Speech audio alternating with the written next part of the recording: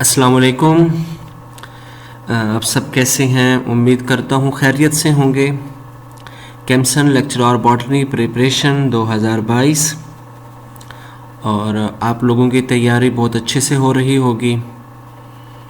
केमसन भी आप लोगों की तैयारी में उम्मीद करता हूँ काफ़ी हद तक फ्रूटफुल साबित हो रहा होगा और आगे भी ऐसे होता रहेगा। अब हम अपने MCQs की तरफ चलते हैं। आज की वीडियो में FSC पार्ट 2 का 15वां चैप्टर 16वां 17वां 15 से 17 चैप्टर तक जो 15वां चैप्टर है होम्योस्टेसिस, 16वां चैप्टर है स्पोर्ट एंड लोकोमोशन और 17 चैप्टर है coordination and control. In 3 chapter से प्लांट पार्ट आज के वीडियो में शामिल है और इन 3 चैप्टर से 68 MCQs जिनको मैंने यहाँ पर सॉल्व और एक्सप्लेन किया है। हम अपने पहले MCQs की तरफ बढ़ते हैं। क्वेश्चन नंबर 1 है the secondary cell wall of sclerenchyma cells is impregnated with. जो स्क्लेरेन्काइमा सेल्स की सेकेंडरी सेल वॉल होती है वो हार्ड होती है, रिजिड होती है और इसको हार्ड और रिजिड लिग्नन करता है। लिग्नन स्टेम के अंदर उनको सपोर्ट करने में हार्डनेस प्रोवाइड करता है। क्वेश्चन नंबर 1 का सी ऑप्शन। क्वेश्चन नंबर 2 है among the following which are the longest supportive cell tracheids. ये यानी काफ़ी हद तक सपोर्ट करता है। क्वेश्चन नंबर 2 का ए ऑप्शन। क्वेश्चन नंबर 3 है an increase in plant girth due to the activity of is called secondary growth. Secondary growth के अंदर प्लांट की गिर्थ में इजाफा होता है यानी कि उसकी चौड़ाई में, डायामीटर में, और प्लांट की डायामीटर को बढ़ाने के अंदर इसमें वास्कुलर कैम्बियम और कार कैम्बियम ये 2 हिस्सा लेते हैं। क्वेश्चन नंबर 3 का D option both A and C, cork cambium and vascular cambium. जो वास्कुलर कैम्बियम होता है इसको आगे क्वेश्चन नंबर 4 में अभी एक्सप्लेन करता हूँ। क्वेश्चन नंबर 4 में vascular cambium initially appear as actively dividing cells between. Vascular cambium plant के स्टेम के सेंटर में होते हैं, जाइलम और फ्लोएम के दरमियान में यानी primary xylem and primary phloem. जब यह वास्कुलर कैम्बियम एक्टिविटी करता है तो प्राइमरी जाइलम से सेकेंडरी जाइलम और सेकेंडरी जाइलम प्राइमरी फ्लोएम से सेकेंडरी फ्लोएम बनाता है जिससे फिर पौधे की मोटाई में इजाफा हो जाता है उसकी गिर्थ में। क्वेश्चन नंबर 4 का सी ऑप्शन। क्वेश्चन नंबर 5 है 2 major control centres for homeostasis. Homeostasis करने के लिए जानदारों के अंदर ख़ास तौर पे एनिमल बॉडी में 2 बड़े कंट्रोल सेंटर होते हैं। एक होता है ब्रेन जो कि सेंट्रल नर्वस सिस्टम से है और एंडोक्राइन ग्लैंड है जो कि हार्मोनल सिस्टम से है। क्वेश्चन नंबर 5 का डी ऑप्शन। क्वेश्चन नंबर 6 है which of the following activity is regulated by homeostasis. कि होम्योस्टेसिस प्रोसेस से कौन कौन सी एक्टिविटीज़ रेगुलेट होती हैं। टेम्परेचर भी रेगुलेट होता है, ब्लड शुगर लेवल भी, वाटर बैलेंस भी। तो क्वेश्चन नंबर 6 का है डी ऑप्शन। क्वेश्चन नंबर 6 में जब टेम्परेचर रेगुलेट होता है तो हम इसे थर्मो रेगुलेशन कहते हैं। वाटर बैलेंस है, ब्लड शुगर लेवल है, ये ऑस्मो रेगुलेशन में आ जाते हैं। क्वेश्चन नंबर 7 का है कि फीडबैक मैकेनिज्म के कितने कंपोनेंट होते हैं। एक होता है रिसेप्टर जो कि स्टिमुलस को रिसीव करेगा, रेगुलेटर्स हैं जो कि ब्रेन एंडोक्राइन ग्लैंड्स आ जाते हैं, इफेक्टर है वो हमारी बॉडी के मसल्स या ग्लैंड्स भी इसमें आ जाते हैं। क्वेश्चन नंबर 7 का है सी ऑप्शन। क्वेश्चन नंबर 8 है a cell is placed in a solution and swell. हम किसी सेल को सोल्यूशन में रखते हैं और ये देखते हैं कि वो फूल गया है तो ऐसा सोल्यूशन को हम क्या कहेंगे। देखिए प्लांट या कोई एनिमल सेल है जब वो स्वेल करता है तो उसके अंदर पानी एंटर हुआ है। तो पानी जिस सोल्यूशन से एंटर हुआ है तो मतलब उस सोल्यूशन में पानी की मिकदार ज़्यादा थी तभी वो सेल के अंदर गया। तो ऐसे सोल्यूशन को हम लोग कहेंगे हाइपोटोनिक। तो कंडीशन क्या हो जाएगी hypotonic to cell. Question number 8 का है सी ऑप्शन। क्वेश्चन नंबर 9 है in an isotonic solution there would be. तो भाई आइसोटोनिक सोल्यूशन के अंदर जब हम किसी सेल को रखेंगे जितना लिक्विड सेल के अंदर मूव करके जाएगा उतना सेल से बाहर सोल्यूशन में आएगा तो इसका जो नेट मूवमेंट होगी पानी की वो 0 आएगी। क्वेश्चन नंबर 9 का ए ऑप्शन।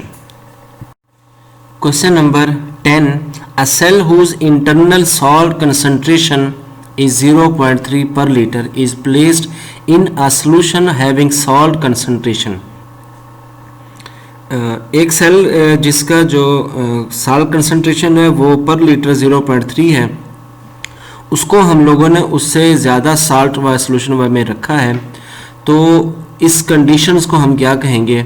देखिए सेल के अंदर 0.3 है तो उसको जिस सोल्यूशन के अंदर रखा है तो वहाँ पे साल्ट कंसंट्रेशन उससे ज़्यादा है, तो सोल्यूशन टू साल्ट कंडीशन क्या बनेगी? Hypertonic to cell. तो 10 का सी ऑप्शन। 11 का ऑस्मोसिस किसे कहते हैं? पहले तो ये जान लें कि ऑस्मोसिस का दूसरा नाम वाटर डिफ्यूजन भी है, कि पानी का ज़्यादा से कम की तरफ जाना। तो flow of solvent through semi permeable membrane from higher to less concentrated solution से 11 का ए ऑप्शन। 12 क्वेश्चन है plasmolysis of a human red blood cell would occur if the cell were. Plasmolysis का क्या है कि सेल के अंदर से सोल्यूशन का यानी कि पानी का बाहर निकल आना। तो सेल के अंदर से पानी बाहर क्यों आएगा? तभी आएगा कि बाहर पानी की मिकदार कम है। तो जहाँ पानी की मिकदार कम होगी तो हम उसे हाइपरटोनिक का नाम देंगे। तो प्लाज्मोलाइसिस खास तौर पर किस सोल्यूशन में होती है? हाइपरटोनिक में होती है। क्वेश्चन नंबर 12 का B option. Question number 13 when an animal cell is placed in a hypotonic environment. जब हम एनिमल सेल को हाइपोटोनिक एनवायरनमेंट में रखेंगे तो क्या होगा? पहले देखें, हाइपोटोनिक एनवायरनमेंट ऐसा है जहाँ पर पानी की मिकदार ज़्यादा है। हाइपोटोनिक कंडीशन में जब हम एनिमल सेल को रखेंगे तो पानी सेल के अंदर जाएगा, एनिमल सेल स्वेल करेगा। तो प्लांट्स एनिमल सेल के ऊपर जस्ट सेल मेम्ब्रेन है, ऊपर किसी किस्म की कोई सेल वॉल यानी हार्ड लेयर नहीं है, तो सेल मेम्ब्रेन पानी के प्रेशर को बेयर नहीं करती, जिससे वो सेल फट जाता है। हम कहेंगे इसे साइटोलाइसिस। तो एनिमल सेल को जब हम हाइपोटोनिक एनवायरनमेंट में रखते हैं तो उसकी साइटोलाइसिस हो जाती है। क्वेश्चन नंबर 13 का ए ऑप्शन। 14 है पैरामीशियम का कंट्रेक्टाइल वैक्यूल क्या काम यानी कि कहाँ पर वो एक्टिव होता है, काम करता है? देखें, कंट्रेक्टाइल वैक्यूल पानी की रेगुलेशन के लिए है। तो पानी की सेल के अंदर पानी वाटर की मिकदार तब ज़्यादा जाएगी जब वो हाइपोटोनिक एनवायरनमेंट में होगा, यानी फ्रेश वाटर एनवायरनमेंट में। तो क्वेश्चन नंबर 14 का बी ऑप्शन। क्वेश्चन नंबर 15 है tendency of a solution to take a water when separated from pure water by a selectively permeable membrane. तो पानी की मूवमेंट सेल के अंदर जाती है, तो सॉल्यूशन या सेल है या कोई और यानी कोई और मीडियम है, तो पानी को जब वो अपटेक करता है तो उसमें ऑस्मोटिक प्रेशर जनरेट हो जाता है। क्वेश्चन नंबर 15 का ए ऑप्शन। क्वेश्चन नंबर 16 ज़ीरोफाइट्स के पास कौन सी अडाप्टेशंस हैं? डीप रूट होती हैं, स्टोमेटा की तादाद कम होती है और पानी को स्टोर करने के लिए सकुलेंट ऑर्गन है। तो क्वेश्चन नंबर 16 का डी ऑप्शन। 17 है ऐसा प्लांट जिसके ऊपर क्यूटिकल नहीं होती, उनके लीव्स पे स्टेम पे स्टोमेटा ज़्यादा होते हैं, पानी में सबमर्ज होते हैं। तो 17 का B option. Question number 18 the entry of water from salty soil into the roots of halophytes take place because the root cell of halophytes develop. अब हेलोफाइट्स कौन से पौधे हैं जो साल्टी इन्वायरमेंट में होते हैं यानी मैरीन इन्वायरमेंट में? तो उनके अंदर जो पानी होगा रूट से बॉडी के अंदर जाएगा, तो वो कौन सी कंडीशन डेवलप करता है? हाई वाटर पोटेंशियल की। यानी साल्टी इन्वायरमेंट के अंदर साल्ट ज़्यादा होता है और पानी की मिकदार कम होती है, तो दूसरा फिर ये एक्टिव ट्रांसपोर्ट करके इसमें पानी की मूवमेंट होती है। क्वेश्चन नंबर 19 ऐसे एनिमल जो internal osmolarity body fluid conditions को आइसोटोनिक एनवायरनमेंट के साथ एडजस्ट नहीं करते, तो हम ऐसे एनिमल्स को क्या कहते हैं? ऑस्मो कन्फर्मर, यानी कि ऑस्मोटिक कंडीशंस कन्फर्म्ड हैं, आइसोटोनिक होती हैं, क्योंकि इनको पानी वाटर रेगुलेशन करने की एफर्ट्स नहीं करनी पड़ती, कोई एनर्जी वगैरह खर्च नहीं करते, यानी इनको ऑस्मो रेगुलेशन करना ही नहीं पड़ता। क्वेश्चन नंबर 20 है कौन से एनिमल हैं जो आइसोटोनिक नहीं होते एनवायरनमेंट के साथ, तो फिर उनको अपना इंटरनल सैल्यूट वाटर कंसंट्रेशन को रेगुलेट करना पड़ता है, तो ऐसे एनिमल को हम लोग ऑस्मो रेगुलेटर्स कहते हैं। क्वेश्चन नंबर 20 का बी ऑप्शन। 21 है गोटेशन किसके जरिए होती है? हाइड्राथोड्स के, जो कि लीव्स के, ग्रासी लीव्स खास तौर पे उनकी टिप पे होते हैं। क्वेश्चन नंबर 22 है, कौन सी कंडीशंस हैं जो एसेक्सुअल रिप्रोडक्शन की बेस बनती हैं? वो होता है माइटोसिस, क्योंकि एसेक्सुअल्स के अंदर जितना क्रोमोसोमल नंबर पेरेंट्स का होता है उतना ही उनके डॉटर ऑर्गेनिजम्स का होता है, यानी डॉटर सेल्स का भी होता है। तो वो होता है माइटोसिस, क्योंकि ये सेम क्रोमोसोम नंबर को कॉपी करता है। क्वेश्चन नंबर 22 का ए ऑप्शन। क्वेश्चन नंबर 23 है, what is the advantage of asexual reproduction? Asexual reproduction का एडवांटेज क्या है? ए ऑप्शन देखें, ऑर्गेनिज्म की तादाद तेजी से बढ़ती है, बिल्कुल ऐसे ही है। एसेक्सुअल रिप्रोडक्शन क्या करता है? ऑर्गेनिज्म की तादाद को तेजी से रेप्लिकेट करता है। दूसरा, ये जेनेटिकली भी सेम होते हैं पेरेंट्स के साथ, मार्फोलॉजिकली भी सेम होते हैं। तो ये तीनों ही एडवांटेज है। तो क्वेश्चन नंबर 23 का डी ऑप्शन। क्वेश्चन नंबर 24 है, सेक्सुअल रिप्रोडक्शन का एडवांटेज क्या है? इसमें जो इंडिविजुअल बर्न करते हैं वो जेनेटिकली पेरेंट्स से डिफरेंट होते हैं। जब पेरेंट्स से डिफरेंट होते हैं तो इनके अंदर जीन्स के ऐसे कम्बिनेशन बन जाते हैं जो इनको इन फ्यूचर चेंजिंग इन्वायरमेंट में ज़्यादा सर्वाइव करवाते हैं। एवोल्यूशन के चांसेस बढ़ जाते हैं, सर्वाइवल के चांसेस बढ़ जाते हैं। तो ये तीनों फायदे हैं। क्वेश्चन नंबर 24 का डी ऑप्शन। क्वेश्चन नंबर 25 है, natural method of asexual reproduction. Spore के जरिए भी करते हैं, एपोमिक्सिस भी करते हैं, वेजिटेटिव प्रोपेगेशन भी करते हैं। क्वेश्चन नंबर 25 का भी डी ऑप्शन। क्वेश्चन नंबर 26 है, artificial method of asexual reproduction in plant. Plant के अंदर जो आर्टिफिशियल मेथड है रिप्रोडक्शन के, जो एसेक्सुअल हैं, वो कटिंग के जरिए भी करते हैं और टिश्यू कल्चरिंग के जरिए भी करते हैं। क्वेश्चन नंबर 26 का सी ऑप्शन। क्वेश्चन नंबर 27 है, अ सिंगल मशरूम में produce spores a minute at the peak of its reproduction. के रिप्रोडक्शन के पीक टाइम पर ये 1 मिनट के अंदर करीबन 5 लाख के करीब भी स्पोर प्रोड्यूस करते हैं। मशरूम जो कि फंगस है, बेसिडियोमाइकोटा से इनका ताल्लुक है। 28 है, perennating organ are associated which type of asexual reproduction. क्योंकि इसके अंदर जो ऑर्गन आते हैं वो फ्लावर से हटके होते हैं, क्योंकि फ्लावर तो रिप्रोडक्टिव ऑर्गन है, लीव्स है, ब्रांच है, रूट्स हैं, वेजिटेटिव प्रोपेगेशन में ये मदद देते हैं। तो क्वेश्चन नंबर 28 का है सी ऑप्शन। क्वेश्चन नंबर 29 है, in apomixis an embryo is created from a diploid cell in the. Question number 29 में सबसे पहले देखते हैं एपोमिक्सिस क्या है।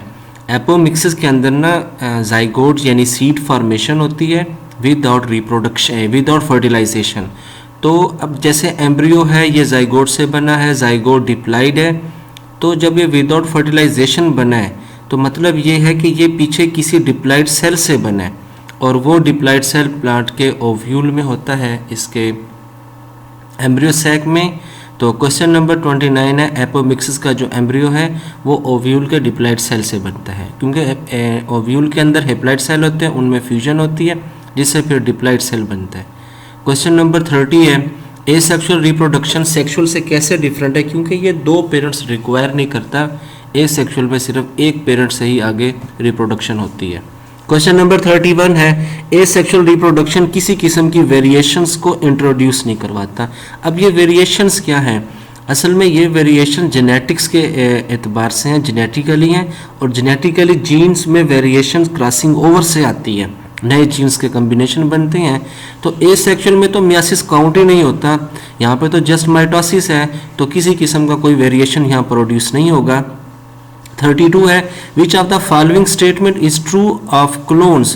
क्लोन्स में जो डीएनए होता है वो पेरेंट्स के आइडेंटिकल होता है, जिससे न्यूक्लियस लिया जाता है वो वैसा ही प्रोड्यूस होता है। 32 का बी ऑप्शन। क्वेश्चन नंबर 33 है, vegetative propagation does not involve. क्योंकि वेजिटेटिव प्रोपेगेशन का मतलब है तादाद में बढ़ना, तो वेजिटेटिव पार्ट से तादाद में बढ़ना। तो वेजिटेटिव पार्ट्स कौन से आते हैं? Root, stem, leaves. फ्लावर है, ये तो रिप्रोडक्टिव पार्ट है, तो वेजिटेटिव प्रोपेगेशन में फ्लावर इन्वॉल्व नहीं होते। 33 का डी ऑप्शन। क्वेश्चन नंबर 34 है, at the cut end of shoot a mass of dividing undifferentiated cell is called. Undifferentiated cells कौन से होते हैं? ये वो सेल्स हैं जिनके अंदर अभी ये मैच्योर फेज पे नहीं है, इनमें सेल डिवीजन की पावर होती है। जहाँ से किसी शूट को कट करते हैं तो वहाँ पर डिवाइडिंग सेल जो कि अनडिफरेंशिएटेड है उनका मैस इकट्ठा होता है, एक अमार्फस शेप बनती है जिसे हम कैलस कहते हैं। 34 का A option. 35 one of the following is not a method of asexual reproduction. Sporulations है, एपोमिक्सिस है, पार्थिनोजेनेसिस है, ये तीनों एसेक्सुअल रिप्रोडक्शन है। लेकिन जो बी ऑप्शन है गैमीटोजेनेसिस है जिसमें गैमीट्स बनते हैं जो कि सेक्सुअल रिप्रोडक्शन को काउंट करते हैं, वो एसेक्सुअल में काउंट नहीं होते। 35 का B option gametogenesis. Question number 36 है tissue culture is a technique used to produce a large number of. Tissue culture technique के ज़रिए हम इसमें आइडेंटिकल प्लांट्स को बहुत तेज़ी से रिप्रोड्यूस करवाते हैं। 36 का सी ऑप्शन। 37 है which of the following disadvantage applies to tissue culture. Tissue culture techniques का नुकसान कौन सा है?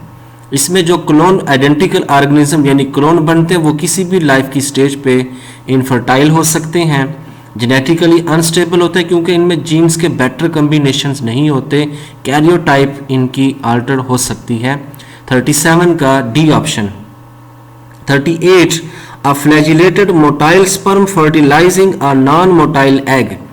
कि एक motile sperm non motile egg को फर्टिलाइज करता है तो इस फर्टिलाइजेशन साइनगैमी को क्या कहेंगे?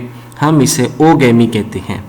39 है कि ऐसी फर्टिलाइजेशन यानी साइनगैमी जिसके अंदर जो फ्यूजिंग गैमीट हैं, फ्लैजिलेटेड्स हैं, हरकत करते हैं लेकिन वो साइज में डिफरेंट है, हम इसे एनाइसोगैमी कहते हैं। 39 का B option. Question number 40 A type of syngamy in which both fusing gametes are flagellated but same in size। तो सेम साइज के गैमीट्स होते हैं, हम इसे आइसोगैमी कहते हैं। 40 का ए ऑप्शन। 41 है gymnosperm the main plant body is diploid but heterosporous. क्योंकि जिम्नोस्पर्म है sporophytic body, main plant body है, ये माइक्रो और मेगास्पोर प्रोड्यूस करती है, हेट्रोस्पोरस होती है। 42 जिम्नोस्पर्म में जो फीमेल गैमीटोफाइट है ये किस पर कंसिस्टेड होता है? ये 2 to 5 आर्चिगोनिया पर मुश्तमिल होता है, स्मॉल होती है। 43 में जिम्नोस्पर्म में जो मेल गैमीटोफाइट है ये कहाँ से डेवलप होता है? ये माइक्रोस्पोर से डेवलप होता है। क्वेश्चन नंबर 44 है in gymnosperm male gametophyte consist of. ये पोलन ट्यूब पर मुश्तमिल होता है, मेल गैमीटोफिटिक बॉडी। और 45 है in angiosperms give rise seed after fertilization. कौन सा स्ट्रक्चर फर्टिलाइजेशन के बाद सीड में कन्वर्ट हो जाता है? वो होता है फीमेल स्पोरेंजियम जिसका नाम है मेगास्पोरेंजियम। क्योंकि मेगास्पोरेंजियम से मेगास्पोर जनरेट होता है, मेगास्पोर से फिर इस पे फीमेल गैमीटोफाइट डेवलप होती है जो फर्टिलाइजेशन के बाद सीड में कन्वर्ट हो जाती है। 45 क्वेश्चन नंबर का C option megasporangium. Question number 46 का in gymno and angiosperm the egg is produced in a female structure. जो एग है ये ओव्यूल के अंदर जनरेट होता है, प्रोड्यूस होता है। ओव्यूल क्या चीज़ है? मेगास्पोरेंजियम इसे हम कहते हैं, फीमेल बॉडी स्ट्रक्चर है। 47 है if someone gives you a plant. अगर कोई आपको एक पौधा देता है और ये कहता है कि ये एंजियोस्पर्म है, you know that during its life cycle it will produce. तो एंजियोस्पर्म की बॉडी का जो सबसे बड़ा फीचर है वो है फ्लावर, क्योंकि एंजियोस्पर्म को हम लोग फ्लावरिंग प्लांट्स भी कहते हैं। 47 का सी ऑप्शन। 48 है the transfer of pollen grains to the female part of the plant is called. Pollen grain female plant पे ट्रांसफर होते हैं, मेल से फीमेल पे जाते हैं, हम इस प्रोसेस को कहते हैं पोलिनेशन। 48 का C option. 49 the production of new plants from underground stem is an example of. तो न्यू प्लांट जो अंडरग्राउंड स्टेम से जनरेट होता है इसमें किसी किस्म का कोई गैमीट फर्टिलाइजेशन इस तरह का कोई प्रोसेस नहीं होता। तो जब स्टेम से न्यू बॉडी बनेगी तो इस प्रोसेस को हम एसेक्सुअल रिप्रोडक्शन कहेंगे, क्योंकि सेक्सुअल प्रोसेस सिर्फ फ्लावर से कंटिन्यू होता है। क्वेश्चन नंबर 50 का which one of the following is the male reproductive part of flower. Flower का जो मेल रिप्रोडक्टिव पार्ट है वो स्टेमन। 50 का ए ऑप्शन। और 51 है in seed plant sperm travel down egg तक जो स्पर्म मूव करके जाते हैं कार्पल में, वो पोलन ट्यूब के जरिए जाते हैं। क्वेश्चन नंबर 51 का है सी ऑप्शन। क्वेश्चन नंबर 52 है, a carpel is a leaf which has been modified to produce. अब सबसे पहले देख लेते हैं कार्पल क्या है। कार्पल फ्लावर के अंदर एंजियोस्पर्म पौधों में फीमेल रिप्रोडक्टिव आर्गन है, और जो कार्पल और स्टेमन मेल और फीमेल पार्ट हैं, ये फूल की पत्तियां हैं, लेकिन हम इन्हें मॉडिफाइड लीव्स कहते हैं। स्टेमन एंड कार्पल ये मॉडिफाइड लीव्स हैं जो कि फूल में रिप्रोडक्टिव आर्गन्स की शक्ल में हैं। तो कार्पल क्या प्रोड्यूस करता है? ओव्यूल। कार्पल का जो लोअर पोर्शन होता है स्वेल्ड होता है, जिसे हम ओवरी कहते हैं। ओवरी में ओव्यूल जनरेट होते हैं, ओव्यूल से फिर एग सेल बनते हैं। 52 का डी ऑप्शन। 53 है, the stamen are leaves modified for the production of. जैसे कार्पल मॉडिफाइड लीव्स है फीमेल पार्ट, इसी तरह स्टेमन भी मॉडिफाइड लीव है, ये माइक्रोस्पोर जनरेट करता है। माइक्रोस्पोर से फिर पोलन ग्रेन बनते हैं, जिसके अंदर फिर स्पर्म सेल होता है। 53 का ए ऑप्शन। 54 है, सेपल्स एंड पेटल्स, इसे सीपल भी बोलते हैं, ये फ्लावर के नॉन रिप्रोडक्टिव पार्ट्स हैं। 55 है, ओव्यूल में क्या होता है? एम्ब्रियो सैक होता है, उसी एम्ब्रियो सैक के अंदर एग सेल होगा, फ्यूजन न्यूक्लियस होगा, साइनर्जिड सेल होंगे, एंटीपोडल सेल होंगे, ये ओव्यूल के एम्ब्रियो सैक में होते हैं। एम्ब्रियो सैक ओव्यूल में कहाँ होता है? ये उसका इनर पोर्शन है। 56 है, यूनिसेक्सुअल फ्लावर्स आर कॉल्ड, या तो वो स्टेमिनेट होंगे या फिर कार्पिलेट होंगे, यानी या तो उसमें यूनिसेक्सुअल फ्लावर यानी ऐसा फ्लावर जिसके अंदर सिर्फ एक सेक्स होगा, एक सेक्सुअल आर्गन होगा, या तो सेपल होगा, ये स्टेमन होगा, या फिर कार्पल होगा। 56 का C option, both A and B. Question number 57 है, if staminate and carpellate flower are present on the same plant, एक ही पौधे के ऊपर कार्पल भी है स्टेमन भी है, हम इसे क्या कहेंगे? बाइसेक्सुअल कहते हैं। और बाइसेक्सुअल का दूसरा जो मतलब है वो होता है मोनोओशियस। क्वेश्चन नंबर 57 का ए ऑप्शन। क्वेश्चन नंबर 58 है, डेट पाम कौन सा प्लांट है? ये डायोशियस है। उसके बाद क्वेश्चन नंबर 59 है, in angiosperm double fertilization produce two distinct portion of seed, यानी सीड के दो वाज़ेह हिस्से प्रोड्यूस करते हैं। जो एंडोस्पर्म का रोल क्या है? ये एम्ब्रियो के लिए फूड का काम करता है, ये एम्ब्रियो की नरिशमेंट करता है। 59 का बी ऑप्शन।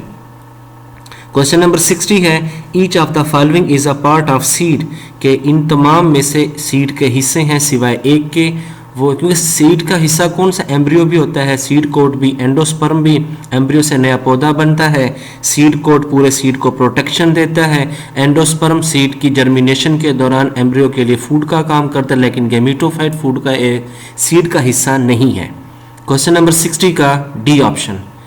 क्वेश्चन नंबर 61 है, mature female gametophyte of an angiosperm, angiosperm की मैच्योर फीमेल गेमिटोफाइट का उनके पार्ट्स कौन से हैं, यानी वो किस पर मुश्तमिल होता है? क्योंकि इसमें ओव्यूल के अंदर एम्ब्रियो सैक होगा, एम्ब्रियो सैक के अंदर 7 सेल होंगे, 7 सेल यानी 8 न्यूक्लियाई होंगे। ये मैं आप लोगों को गिनवाता हूँ। ओव्यूल के अंदर एक होगा एग सेल, एक सेल हो गया, एक होगा फ्यूजन न्यूक्लियस जो कि 2 न्यूक्लियस पर मुश्तमिल होगा, 2 सेल होगा यानी 3 न्यूक्लियाई, साइनर्जिड सेल होंगे और एंटीपोडल सेल होंगे, टोटल मिला के ये 7 सेल और 8 न्यूक्लियाई हो जाते हैं। क्वेश्चन नंबर 62 है, कौन सा स्ट्रक्चर मैच्योर होकर फ्रूट में चेंज होता है? वो होता है ओवरी। ओवरी को मैच्योर ओवरी भी कहते हैं, राइपन ओवरी भी कहते हैं, जिसे हम फ्रूट कहते हैं। 62 का बी ऑप्शन। क्वेश्चन नंबर 63 है, a form of asexual reproduction in which new individual grows out as a small outgrowth, के एसेक्सुअल रिप्रोडक्शन की कौन सी शक्ल है जिसमें एक नया जानदार उस पेरेंट बॉडी के ऊपर एक छोटी सी आउटग्रोथ से बनता है। पेरेंट बॉडी के ऊपर जो स्मॉल आउटग्रोथ बनती है हम उसे बड कहते हैं, और इस प्रोसेस को क्या कहेंगे? बडिंग। 63 का बी ऑप्शन। क्वेश्चन नंबर 64 है, reproduction of egg without fertilization by sperm is termed as, के एग से जो नया जानदार बनेगा विदाउट फर्टिलाइजेशन, हम इस प्रोसेस को पार्थिनोजेनेसिस कहते हैं। हनी बीज में जो मेल बीज होती हैं वो पार्थिनोजेनेसिस से बनती हैं। 64 का ए ऑप्शन। 65 है, the technique of producing a genetically identical copies of an organism by replacing the nucleus of an unfertilized ovule with the nucleus of a body cell from the organism। ये 65 question है। इसका मतलब ये है कि एक organism जो produce होता है वो बॉडी के सोमैटिक सेल से बना है। बॉडी के सोमैटिक सेल के न्यूक्लियस को हम लोग ओवम यानी अनफर्टिलाइज्ड में के ओवम से रिप्लेस करते हैं, जिससे फिर नया जानदार बनता है। इस प्रोसेस को वो आइडेंटिकल होगा जेनेटिकली, इस प्रोसेस को हम लोग क्लोनिंग कहते हैं। क्वेश्चन नंबर 66 है फेटर्नल ट्विंस, ये 1 बॉय 1 गर्ल्स कोई भी हो सकता है क्योंकि इनका जेनेटिक मटेरियल सेम नहीं होता। क्वेश्चन नंबर 67 है sexual reproduction is important to avoid, क्योंकि सेक्सुअल रिप्रोडक्शन के अंदर जेनेटिक मटेरियल के अंदर चेंजेस आती हैं। ये प्रोडक्टिव चेंज होती है जो इनके अंदर एवोल्यूशन सर्वाइवल के चांसेस को बढ़ा देती है। जेनेटिक मोनोटोनी से ये बचाती है क्योंकि इसमें जेनेटिक मटेरियल सेम नहीं रहता। क्वेश्चन नंबर 68 है galls are growth on plant that are induced by, ये पैरासाइट के अटैक से प्रोड्यूस होते हैं। क्वेश्चन नंबर 68 का ए ऑप्शन। स्टूडेंट्स ये 67 MCQs थे सेकेंड ईयर बायोलॉजी के chapter number 15, chapter number 16 and 17 के जो अर्ली पार्ट्स हैं प्लांट से रिलेटेड हैं, क्योंकि बॉटनी प्रिपरेशन में हम FSC बायोलॉजी से इन 3 चैप्टर्स के हम प्लांट पोर्शन को करेंगे। इन MCQs को आप लोग देखें। इन MCQs में कोई भी आप लोगों को कन्फ्यूजन्स है वो कमेंट्स में पूछें। पूरी कोशिश करूँगा आप लोगों को ये ऑप्शंस क्लियर करूँ। आप लोग अपनी तैयारी अच्छे से करते रहें और दुआ गो हैं आप लोगों को इम्तिहान में कामयाबी हासिल हो।